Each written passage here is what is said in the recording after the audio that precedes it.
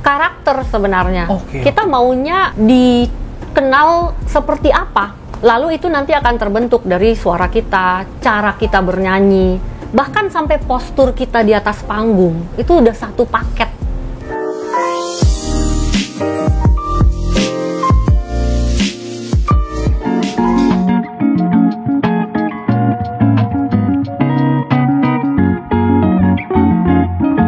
Kak Lea itu ternyata di usia 5 tahun sudah mulai terlibat dalam proses bernyanyi di choir gereja. Iya, betul. Boleh cerita bagaimana masa kecil di Singapura itu? Iya, jadi saya memang lahirnya di Singapura, sekeluarga, karena mama papa dulu memang dari muda sudah di Singapura. Terus mereka bergereja di suatu gereja namanya Bedok Lutheran Church. Waktu saya dan sibling saya lahir, kita otomatis sekolah minggunya di gereja itu. Oke. Nah, setiap Natal itu kan pasti ada choir, Christmas choir gitu kan. Saya ingat waktu umur saya 5 tahun, saya udah ikutan di choir itu. 5 tahun? 5 tahun. Apalagi karena gurunya atau dirigen choirnya adalah ibu saya sendiri. Oh. Jadi ya saya sih asik-asik aja gitu ya, diajarin nyanyi. Terus saya ingat waktu itu saya disuruh nyanyi, ada bagiannya yang sendiri gitu deh. Oke. Sehingga saya berani, mungkin dari situ kali ya saya senang menyanyi. Terus saya ingat opung saya, nenek saya, dia ngajarin saya untuk menyanyi dengan notasi. Jadi not angka ya. Oh, not angka, solmisasi. Solmisasi. Oke. Ya, orang Batak sih Iya. selalu ya. Jadi dia menurunkan itu pada saya, dan saya ingat waktu itu saya umur 5 tahun tapi saya udah dapat konsepnya gitu. Jadi mungkin kalau baca buku cerita belum terlalu lancar, tapi baca not angka lebih lancar gitu gara-gara si opung. Jadi kecerdasan yang Tuhan berikan itu, kecerdasan bernyanyi itu sudah terasa ketika usia masih sangat belia. Betul. Bisa tepat membaca dan menyanyikan nada-nada. Iya. Kakak dan adik juga melakukan hal yang sama kan? Iya, kita memang ya, dididiknya sama, di rumah yang sama kan. Tapi kelihatannya waktu itu mungkin karena saya di umur segitu bisa menyanyikan dari not angka, terus kita sama-sama dilesin piano Yamaha. Saya ingat waktu itu tempat lesnya di Marine Parade.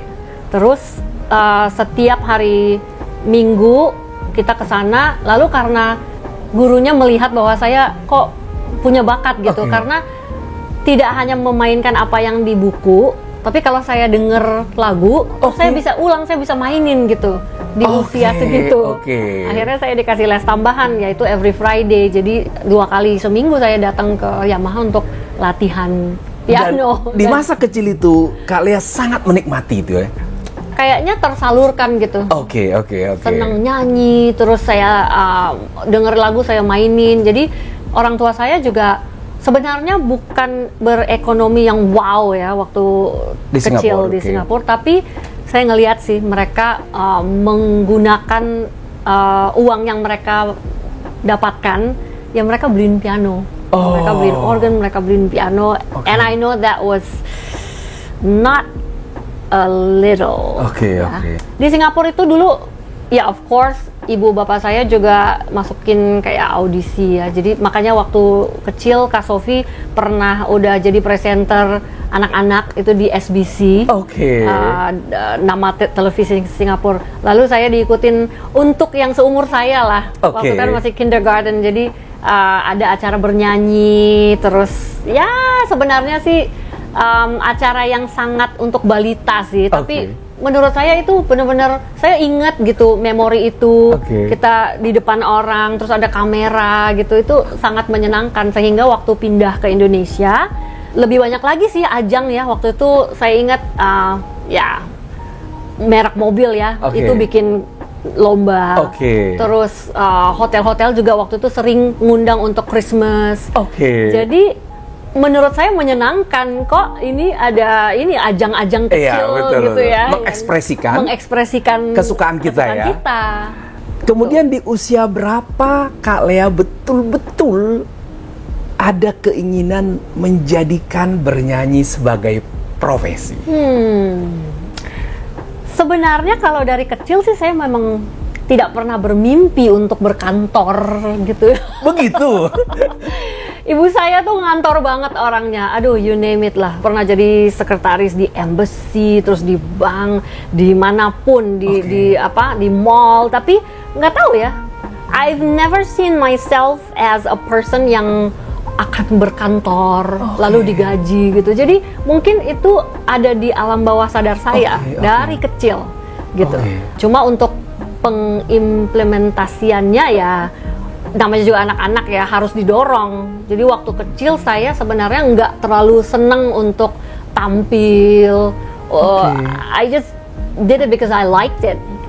Kalau denger lagu saya mainin, bahkan ya di usia SD saya udah bisa menciptakan lagu sendiri. Oh ya? Hal-hal seperti itu. Tapi kalau disuruh kayak bapak saya tuh paling sering kan ya, gini, ada acara keluarga, nyanyilah kau ya, biar orang bisa lihat gitu anaknya pinter gitu kan, orang tua kan suka begitu. Tapi saya nggak suka. Oh ya? Saya merasa aduh tersiksa, bener-bener bisa sampai nangis Bang Jadi Jaja. even Kak Lea itu mencintai seni suara, tapi belum menemukan kesenangan ditonton orang. Ditonton orang. Sebenarnya kalau ditelusuri, I'm not that person. Aku lebih suka nyanyi untuk diri sendiri.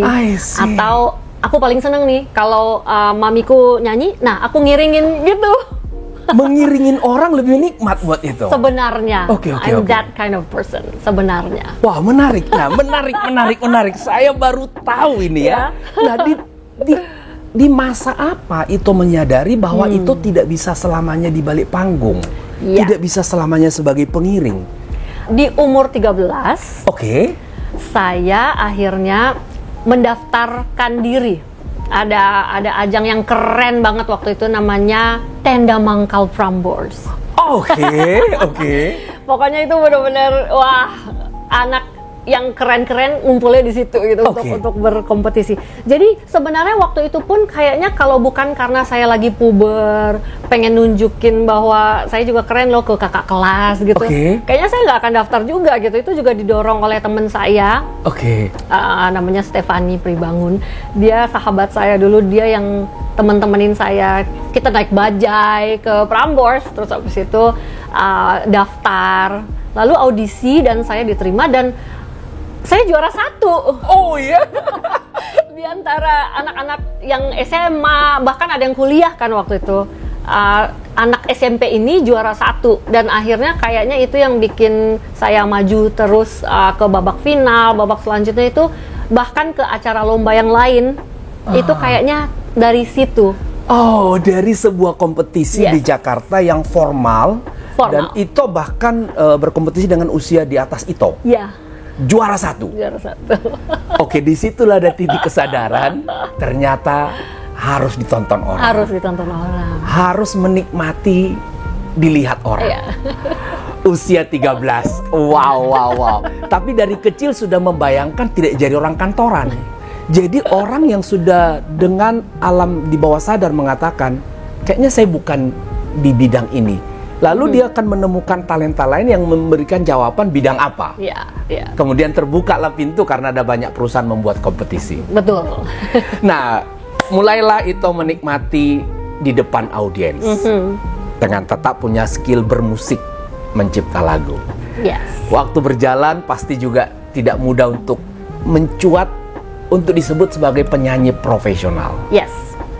Bagaimana itu melakukan upaya-upaya menuju titik itu sampai itu benar-benar firm diterima di masyarakat sebagai a singer? Kakak saya, Kak Sofi, itu sepanjang umur hidup saya emang dia terus sih yang selalu mendorong saya, karena saya ini sebenarnya orangnya just go with the flow. Kalau ada yang denger saya nyanyi seneng, ya udah gitu.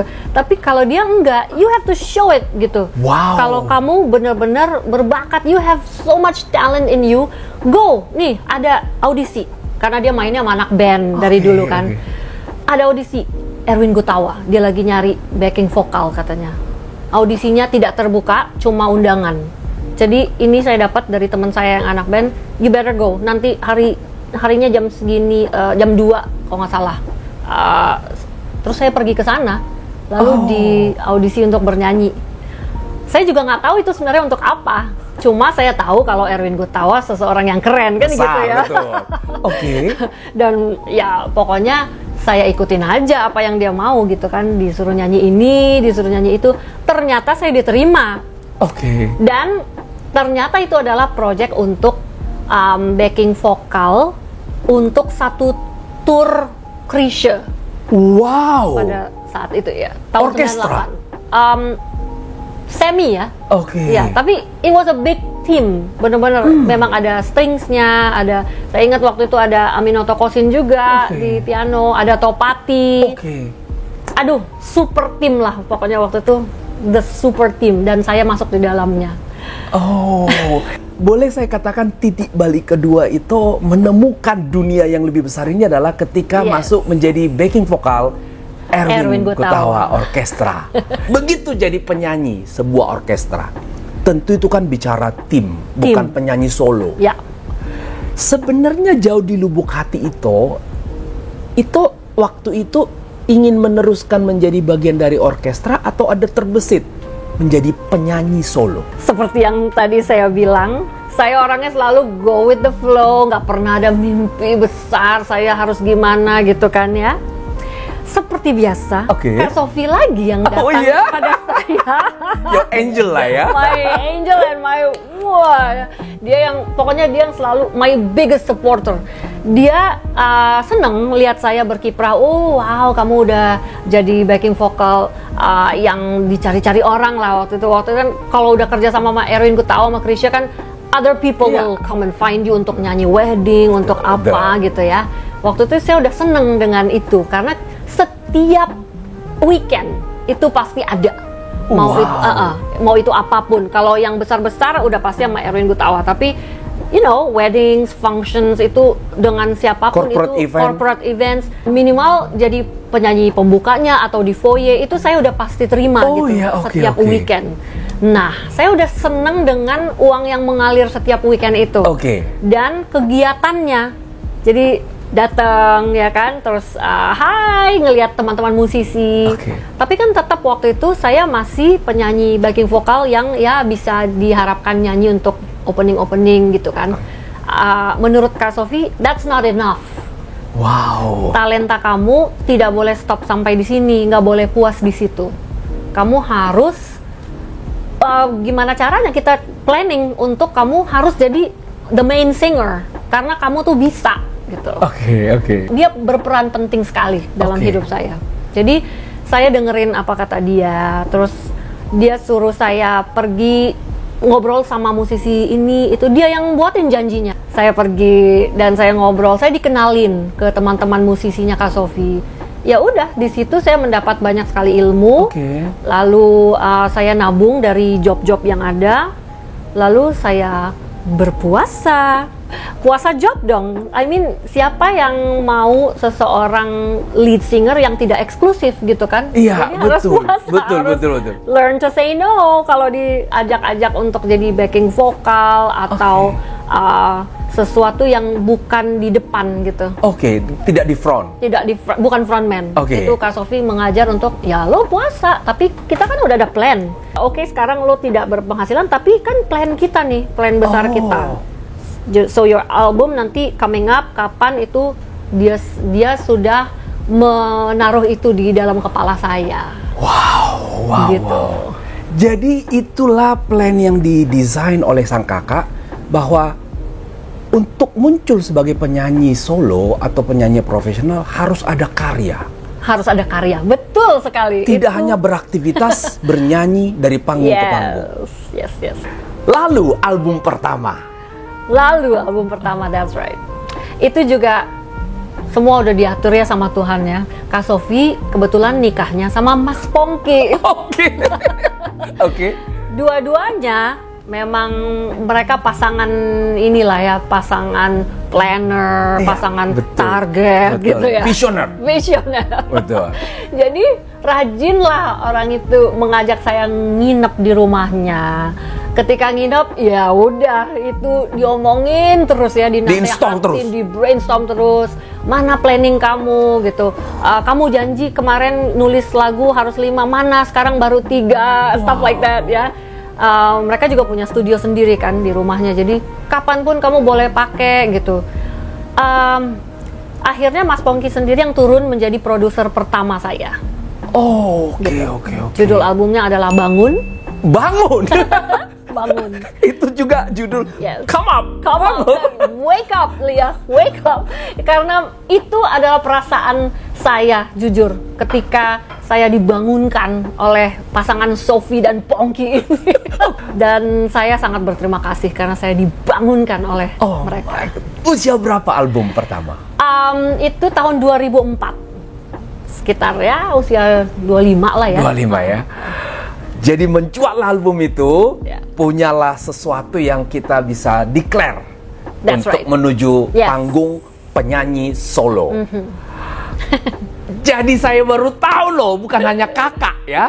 Jadi Kak Sophie ini ternyata tentu saja kakak yang mencintai, tapi tepatnya mungkin seorang coach yang mengetahui talenta anak-anak atau adiknya, bukan hanya mengetahui, mendorong, memfasilitasi, dan mengantarnya ke impian yang bahkan jauh dari impian Kak Lea, adiknya. Ini kan banyak juga anak-anak bermimpi jadi seperti mereka yang sudah duluan jadi penyanyi. Banyak kesempatan, kompetisi, talent festival, dan lain-lain juga. Bahkan lewat digital orang sudah mulai bisa mengekspresikan. Memulai karir sebagai penyanyi. Apa yang harus dari awal dimiliki oleh anak-anak muda ini? Sebenarnya karakter. Yes. Karakternya dulu, karena menurut saya suara bagus tuh banyak sekarang. Oke. Suara merdu itu banyak. Menyanyi dengan bahasa Inggris sudah banyak. Everyone can do it. Bahkan mungkin teman-teman kita yang di pedalaman sekarang sudah fasih berbahasa Inggris. Jadi karakter sebenarnya. Kita maunya dikenal seperti apa. Gitu. Lalu itu nanti akan terbentuk dari suara kita, cara kita bernyanyi, bahkan sampai postur kita di atas panggung. Itu udah satu paket. Pakaian yang kita pilih. Pakaian, betul sekali. Interaksi kita. Yes. Semua itu berawal dari karakter yang kuat. Kita. Wow. Jadi, you can be good at cengkok-cengkok tadi ya.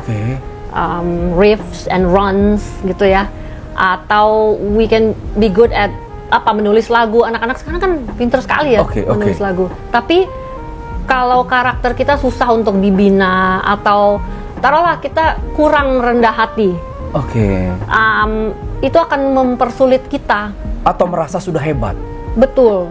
Karena sebenarnya kamu sudah hebat, tapi tidak perlu kamu sendiri yang mengatakan itu. I see. Harus bisa kerjasama kan dalam tim. Betul.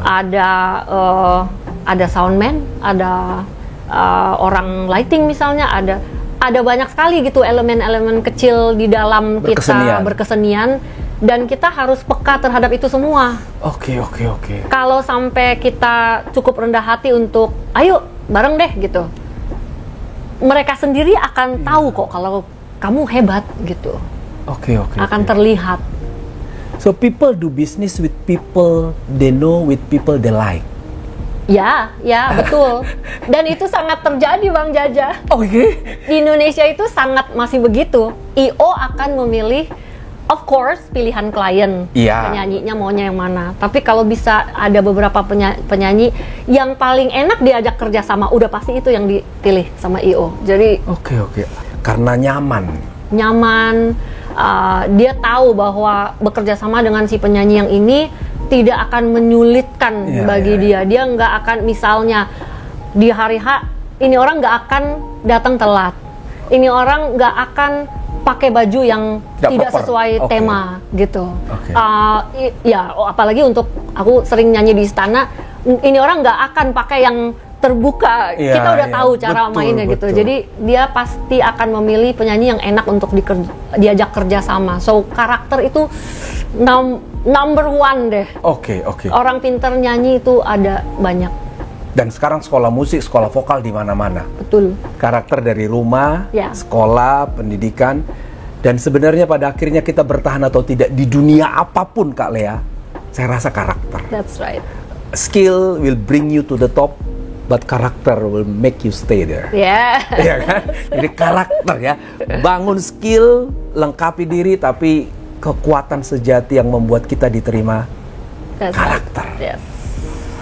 Kalau sekarang ini apa yang sedang diimpikan Kak Lea setelah kita melalui masa yang tidak mudah 2 tahun? Ya. Kita berharap dan percaya hari lebih baik Yes. sudah terlihat dekat. Ya. Plan apa terdekat Kak Lea untuk take off kembali di masa endemi? Saya bersyukur ya sebenarnya saya dikasih kesempatan untuk lebih dekat lagi dengan anak-anak, menjadi ibu dan guru mereka di rumah karena kan kita semua sekolah online. Lalu untuk seperti yang tadi saya bilang ya, kita walaupun lebih jarang tapi jadi lebih berkualitas karena latihannya jadi lebih sering, preparationnya lebih banyak untuk satu event. Betul. Untuk kedepannya juga saya sedang menyiapkan single saya yang baru lagi. Jadi saya punya waktu yang banyak untuk menyiapkan sebuah lagu yang mateng gitu, bukan karena dikejar-kejar harus deadline-nya bulan segini. Sebenarnya diawali karena showbiz sempat turun. Turunnya kan turun gila-gilaan. Lalu saya diperkenalkan kepada sebuah opportunity yang lain. Sebenarnya nggak ada hubungannya sama sekali dengan showbiz. Tapi ketika saya gabung di situ, saya ngelihat, oh wow, ini sebenarnya bisa mengantarkan saya ya financially dan juga secara skill kali ya. Because everyone needs leadership. Yes. Ketika kita akan punya mimpi untuk 10 tahun mendatang, sebenarnya banyak sih kendaraan ya, tapi yang mana yang benar-benar baik mengajarkan kita not only tentang financial ya. Kalau di showbiz mah financial mantap. But what do you do when the showbiz itu ya menurun? Slow down. Betul. Akhirnya saya saya punya komunitas yang namanya Gemah Ripa Indonesia. Mereka memang komunitas, kita memang berbisnis bareng, tapi bukan itu yang mau saya ceritain hari ini. Betapa kita saling mengisi dalam saling mengajar gitu tentang hidup, tentang bagaimana give and take selama berhubungan dengan manusia. Dan saya ngerasa selama 1 tahun ini full saya bareng dengan teman-teman di situ. Wow, banyak sekali yang saya sudah accomplish dan bahkan saya pakai di dunia showbiz. Bagaimana cara approach orang, bagaimana cara menghadapi tim atau klien yang kurang srek ya dengan kita. Kurang satu frekuensi. Bagaimana tetap bisa mendeliver agar harus berhasil dong show-nya dan harus berkesan di hati orang. Gitu. Itu semua saya senang sih saya belajar di situ. So I can actually see myself 5 or 10 years dari sekarang. Sebenarnya apa yang saya lakukan dengan Gemah Ripa Indonesia ini akan membawa saya yang mau melakukan something big di showbiz.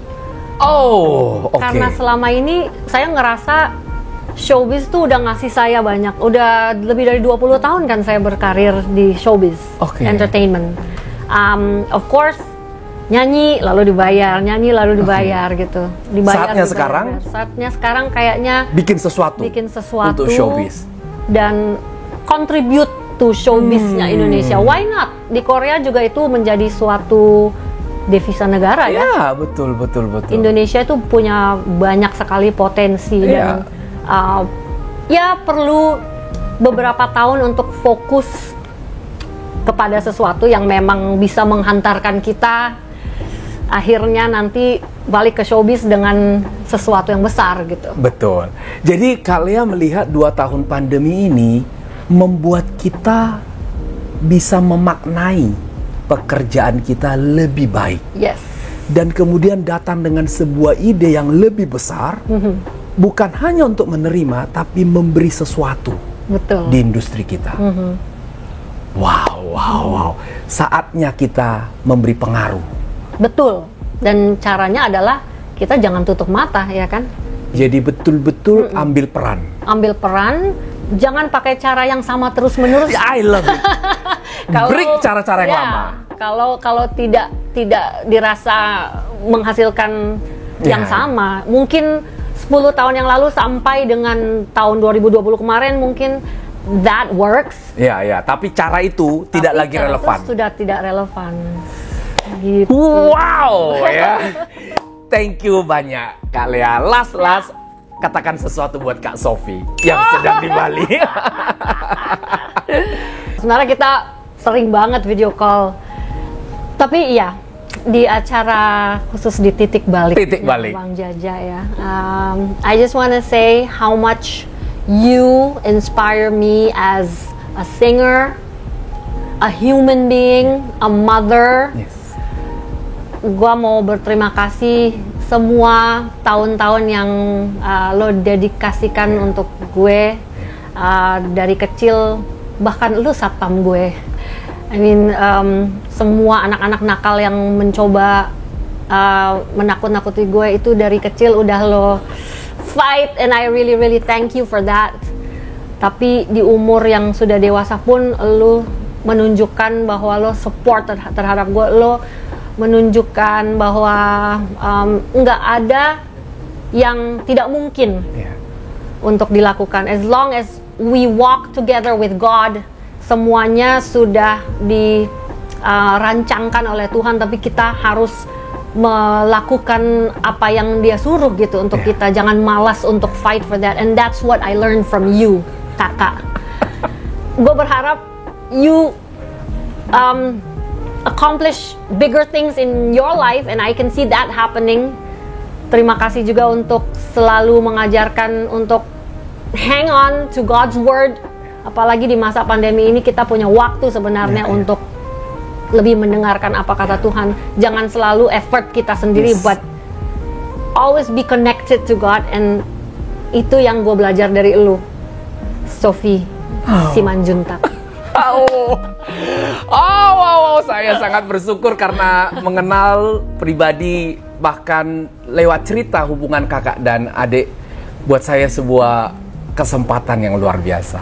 Kak Lea, terima kasih banyak. Thank you waktunya, thank you sharingnya, dan kita akan bagikan ini supaya menjadi inspirasi dari titik balik hidup Kak Lea Simanjuntak. Thank you Kak Lea.